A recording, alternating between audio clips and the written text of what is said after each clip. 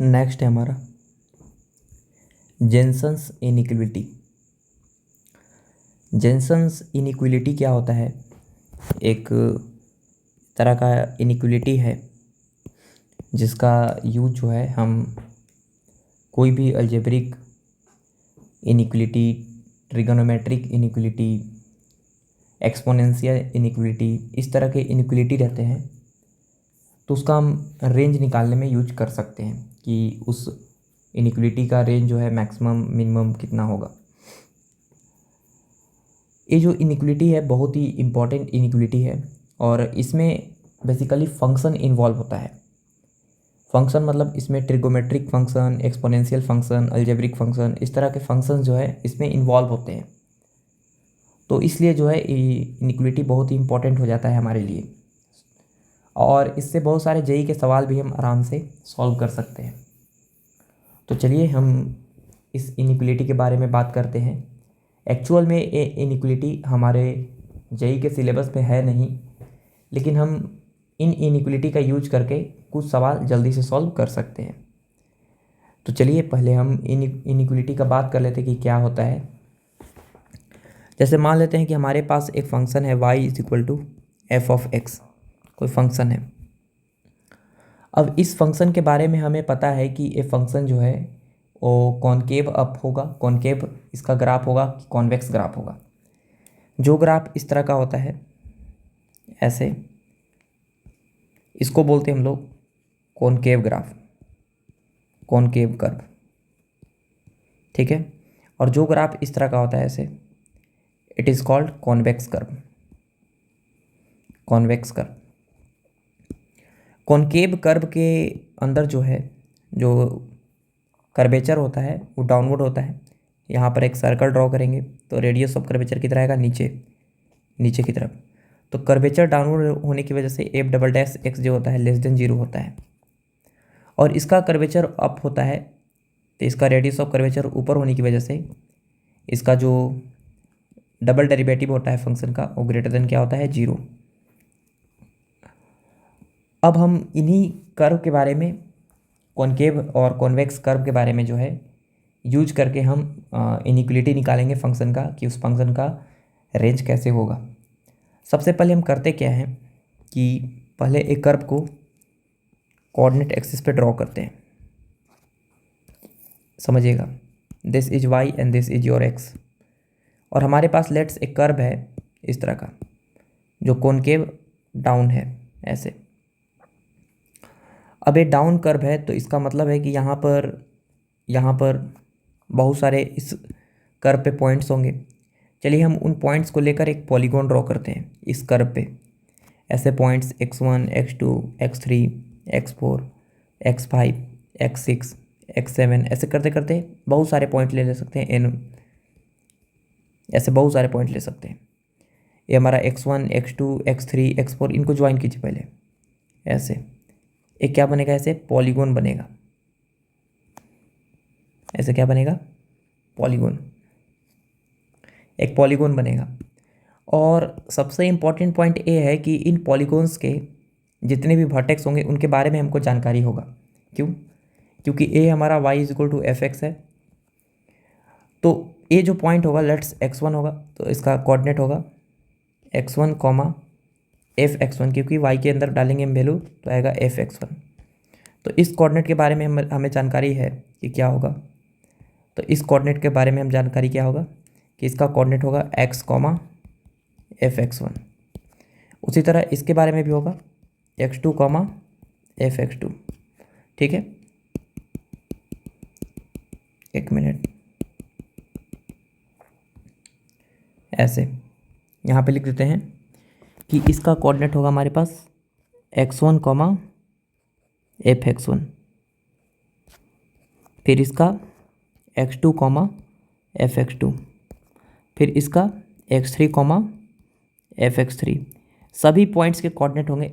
उसी तरह इसका xn, f(xn), सभी कोऑर्डिनेट के हमारे में जानकारी होगा। अगर हम इन पॉलीगॉन्स का सेंट्रोइड निकालें, सेंट्रोइड क्या होता है, जैसे ट्राइंगल का आप सेंट्रोइड निकालते थे तीन साइड का x1, x2, x3 यूज करके, तो इनका सेंट्रोइड आता था g and this will be x1 plus x2 plus x3/3 और उसी तरह y1 plus y2 plus y3/3 centre triangle का आता था सेंट्रोइड। तो उसी तरह एन साइडेड पॉलीगोन है तो इसका सेंट्रोइड क्या आएगा, बीचों बीच यहाँ पर आएगा। और ये जो सेंट्रोइड होगा उसका कोऑर्डिनेट इसके अनुसार अगर देखा जाए तो इसमें एन एक्स कोऑर्डिनेट है और एन वाई कोऑर्डिनेट है, तो इनका सेंट्रोइड होगा हमारे पास this is G and centroid इनका होगा x1 plus x2 plus x3 plus करते करते करते xn/n comma fx1 plus y coordinate जोड़िए तो y1 प्लस y2 मैंने fx2 प्लस fx3 और प्लस करते करते करते fxn बाई कितना n, ये हमारा सेंट्रोइड का कोऑर्डिनेट आ गया। अब समझिए यहाँ पर कि अगर हम यहाँ पर एक पॉइंट ढूंढें, समझिए अगर हम यहाँ पर एक पॉइंट यहाँ पर ढूंढें, इसके जस्ट ऊपर जाएं ये वाला, तो एक्स कोऑर्डिनेट तो चेंज नहीं होता है। अगर हम ऊपर जाएंगे तो एक्स कोऑर्डिनेट चेंज नहीं होगा, वाई एक्सिस के लोग जाएंगे तो यहाँ पर अगर वाई कोऑर्डिनेट चेंज नहीं होगा, इसका मतलब ये है कि ये जो कोऑर्डिनेट होगा जो यहाँ पर है वही यहाँ पर कोऑर्डिनेट होगा, वही यहाँ पर कोऑर्डिनेट होगा, पॉलीगोन के ऊपर लाई करे वाला ये वाला। तो ए कोऑर्डिनेट कितना होगा, आप बोलिएगा ए कोऑर्डिनेट होगा वही x1 plus x2 plus x3 plus करते करते xn/n, ठीक है। और वाई कोऑर्डिनेट यहाँ पर 0 होगा। तो इसमें हर एक पॉइंट पे एक्स कोऑर्डिनेट वही रहेगा, एक्स कोऑर्डिनेट वही रहेगा। तो इस पॉलीगोन के ऊपर भी जो पॉइंट लाई करेगा उसका भी एक्स कोऑर्डिनेट वही रहेगा, और कर्व के ऊपर जो लाई करेगा पॉइंट वो भी एक्स कोऑर्डिनेट वही होगा, ठीक है। तो इस कर्व के ऊपर जो पॉइंट लाई करेगा, अगर हम यहाँ पे कर्व के ऊपर एक पॉइंट देखा है यहाँ पे समझाने के लिए, तो समझिएगा थोड़ा सा, यहाँ पर इसको ऐसे ज्वाइन कर देते हैं ऐसे। तो कर्व के ऊपर जो पॉइंट होगा वो क्या होगा, कर्व के ऊपर एक पॉइंट जो होगा वो क्या होगा बताइए। कर्व के ऊपर जो पॉइंट होगा उसको हम यहाँ पर लिख लेते हैं, पॉइंट कर लेते हैं यहाँ पर ए, ठीक है। ई पॉइंट कितना होगा, तो कर्व के ऊपर जो पॉइंट होगा वो होगा y बराबर fx है, तो इसका जो पॉइंट होगा कोऑर्डिनेट y कोऑर्डिनेट वो कितना होगा, x कोऑर्डिनेट तो वही होगा और y कोऑर्डिनेट होगा f ऑफ x, x नहीं है x1 plus x2 plus x3 plus करते करते xn बाई कितना n है। तो हमको एक बात पता है कि जो ए वाला पॉइंट होगा ऊपर कर्व पे लाई करने वाला, उस सेंट्रोइड से तो बड़ा ही होगा, इस सेंट्रोइड के वाई कोऑर्डिनेट से तो हमेशा बड़ा ही होगा क्योंकि ये ऊपर है। तो इसका मतलब है कि हम लिख सकते हैं कि जो ऊपर कोऑर्डिनेट आया f of x1 plus x2 plus x3 plus करते करते xn/n सेंट्रोइड के वाई कोऑर्डिनेट से बड़ा होगा कितना, सेंट्रोइड का वाई कोऑर्डिनेट कितना है fx1 plus fx2 plus fx3 और प्लस करते करते करते fxn/n, इससे तो बड़ा ही होगा। यहाँ पर कभी ना कभी इनइक्वलिटी के साथ साथ इक्वलिटी भी होल्ड होगा। इक्वलिटी कब होल्ड होगा हम बता रहे हैं अभी तुरंत हम, ये समझ में आया। And this inequality is known as your Jensen inequality. उसी तरह कॉन्वेक्स के लिए अगर देखा जाए तो कॉन्वेक्स के लिए कर्व कैसा होगा, तो कॉन्वेक्स के लिए कर्व जो होगा वो ऐसे होगा, कॉनकेव अप होगा इस तरह का, ठीक है। अब बताइए कि कॉन्वेक्स के लिए होगा कॉनकेव अप इस तरह का। तो अगर हम इनके बहुत सारे पॉइंट्स को ज्वाइन करें ऐसे, बहुत सारे पॉइंट्स को, लेट्स दिस ऐसे बहुत सारे पॉइंट्स को अगर हम ज्वाइन करें ऐसे, तो इनको यूज करके क्या बनेगा, एक पॉलीगोन बनेगा, ऐसे पॉलीगोन बनेगा। और पॉलीगोन का जो वाई कोऑर्डिनेट होगा सेंट्रोइड होगा, इनका सेंट्रोइड जो होगा वो क्या आएगा, वही सेंट्रोइड आएगा मेरे पास x1 plus x2 plus x3 plus करते करते xn/n comma fx1 plus fx2 plus fx3 और प्लस करते करते करते fxn/n आएगा। इस सेंट्रोइड का कोऑर्डिनेट आ गया। तो एक बात बताइए कि यहाँ पर एक वर्टिकल लाइन अगर हम ड्रॉ करें ऐसे वर्टिकल लाइन, तो एक्स कोऑर्डिनेट तो चेंज नहीं होगा, एक्स कोऑर्डिनेट तो वही होगा कितना, x1 plus x2 plus x3 plus करते करते xn/n। लेकिन इस कर्व को ये जो पॉइंट है सेटिस्फाई करेगा। तो ये हमारा कर्व था y बराबर fx, तो x के जगह पे रखेंगे तो हो जाएगा f(x1 plus x2 plus x3 और प्लस करते करते करते xn/n। अब हमको पता है कि इसका सेंट्रोइड का जो एक कोऑर्डिनेट है वो इसके नीचे वाले पॉइंट से क्या है, कर्व के ऊपर लाई करने वाले y कोऑर्डिनेट से बड़ा है। सेंट्रोइड का y कोऑर्डिनेट जो है वो कर्व के ऊपर लाई करने वाले वाई कोऑर्डिनेट से बड़ा है, मैंने this curve is greater then this curve, this point is also greater than this point. तो यहाँ पर अगर हम लिखेंगे तो अगर इस तरह से कि जो एफ जो यहाँ पर लिखा हुआ है F x1 plus F x2 centroid का Y coordinate F x3 plus करते करते F xn by N, this is greater than equal to, greater है किससे, कर्व के लाइक करने वाले पॉइंट से, F x1 plus x2 plus x3 plus करते करते xn बाई एन। तो ये जो इनिक्वलिटी हम बना रहे हैं ये किसके लिए है, तब है जब F double dash x greater than क्या रहे 0, ठीक है। और ए वाला कब था, ए वाला कब था, ए वाला इनिक्वलिटी तब होगा जब F double dash x less than 0 रहे, ठीक है। तो यहाँ पर हम जो है ये जो इनिक्वलिटी डिराइव किए हैं this is called Jensen inequality, ठीक है। अब बात करते हैं कि इसको हम अप्लाई कैसे करेंगे। तो चलिए हम कुछ सवाल देते हैं आपको अप्लाई करने के लिए, समझिएगा। सवाल हमारा ये है कि फाइंड, ऐसे सवाल है कि if A comma B and C are angles of a triangle, angles of a triangle, then find maximum value of sine A plus sine B plus sine C. हमको इसका मैक्सिमम वैल्यू बताना है, ठीक है। ये सवाल है, तो सिंपल सवाल है। अब अगर हम इसको सॉल्व करने चाहें अगर ट्रिगोमेट्री का यूज करके तो भी हम बना सकते हैं, लेकिन वो थोड़ा सा लेंदी होगा। हम एक काम करते हैं, इसको जेनसन इनिक्वलिटी की हेल्प से सॉल्व करते हैं, क्योंकि हमको यहाँ पर दे दिया कि ए बी सी जो है ट्राइंगल्स है, ट्राइंगल्स माने एक पॉलीगोन है, तो यहाँ पर पॉलीगोन के साथ इस फंक्शन को कंसीडर किया है, तो इसका मतलब हम जेनसन इनिक्वलिटी यहाँ पर यूज कर सकते हैं।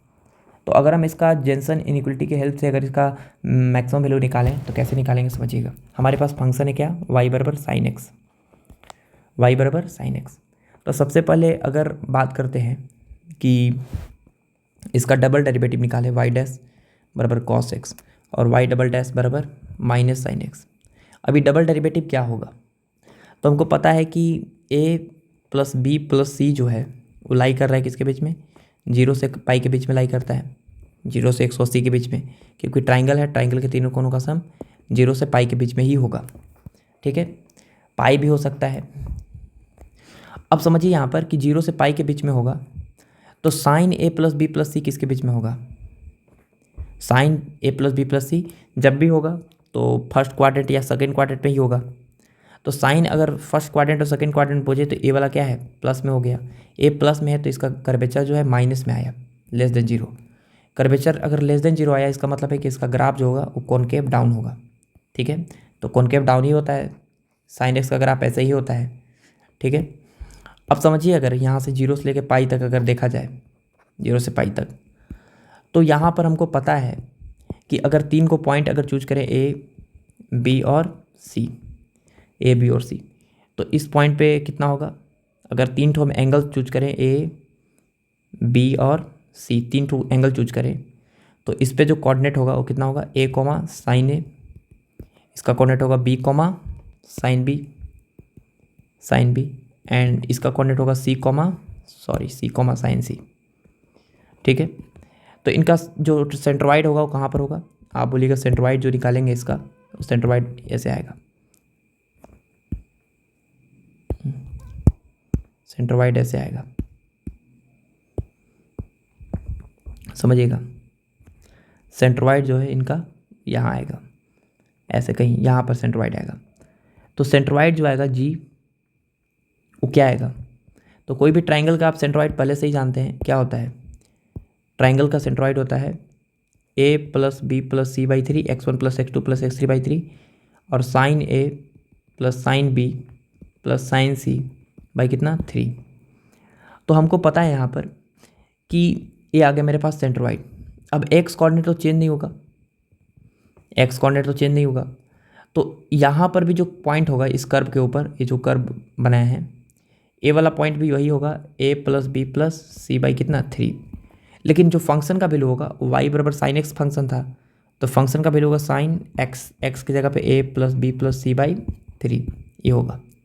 अब हमको पता है कि ये जो वाई कोऑर्डिनेट है कर्व के ऊपर लाई करने वाला ए, वो सेंट्रोइड के वाई कोऑर्डिनेट से ऊपर है, माने बड़ा है, तो उस चीज़ को हम लिख सकते हैं कि sine A plus B plus C by 3 is greater than कितना, नीचे वाला coordinate sine A plus sine B plus sine C centroid के वाई कोऑर्डिनेट से बड़ा होगा।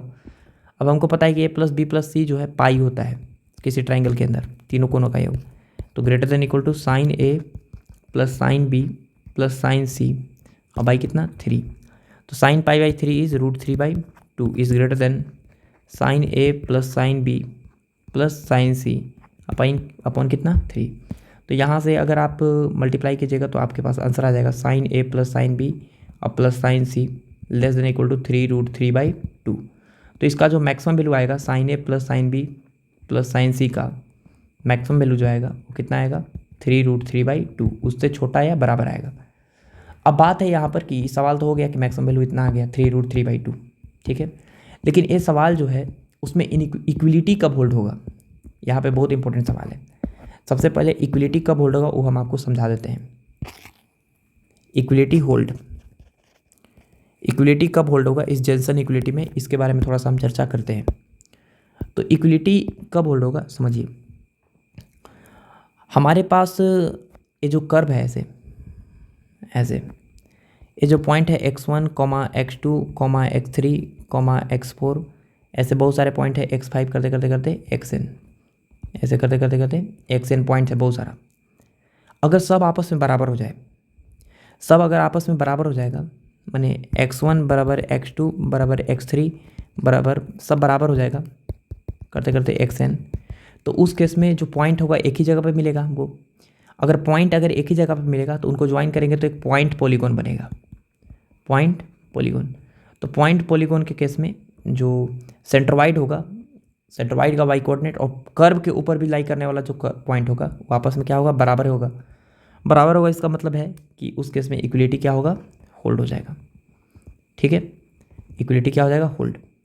लेकिन अगर मान लेते हैं एक और केस हो सकता है कि अगर ये जो x1, x2, x3 जो है x4 सारा के सारे वो एक स्ट्रेट लाइन पे लाई कर जाए। अगर स्ट्रेट लाइन पर लाई कर जाएगा, स्ट्रेट लाइन पे सारे के सारे, लेट्स x1, x2, x3 और करते करते xn, तो सभी का जो सेंट्रोइड होगा वो बीचों बीच कहीं पर होगा, मिड पॉइंट पे लाई करेगा, मिड पॉइंट।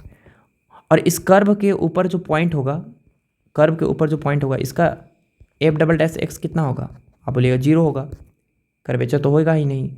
तो इसका मतलब है यहाँ पर कि मिड पॉइंट जो है वो यहीं पर हो जाएगा और वाई कोऑर्डिनेट भी जो है वो जो कर्व का आएगा वो यहीं पर होगा। तो उस केस में भी जो है इक्विलिटी होल्ड होगा जब स्ट्रेट लाइन रहे, स्ट्रेट लाइन। तो इक्विलिटी कब होल्ड होगा, जब कर्व स्ट्रेट लाइन रहे और उनका एक्स कोऑर्डिनेट सब बराबर है तब, ठीक है। चलिए एक सवाल हम आपको होमवर्क दे रहे हैं, आप इसको ट्राई कीजिए और कमेंट कीजिए कितना आंसर आएगा, ठीक है। सवाल है हमारा कि वही है ABC जो है साइड्स ऑफ ट्राइंगल हैं, सॉरी एंगल्स ऑफ ट्राइंगल है। If A, B, C are angles of a triangle then find the minimum value of tan square A/2 plus tan square B/2 plus tan square C/2, इसका minimum value निकालना है, ठीक है। तो आप इसका answer comment कीजिए, ठीक है। चलिए ऑल द बेस्ट।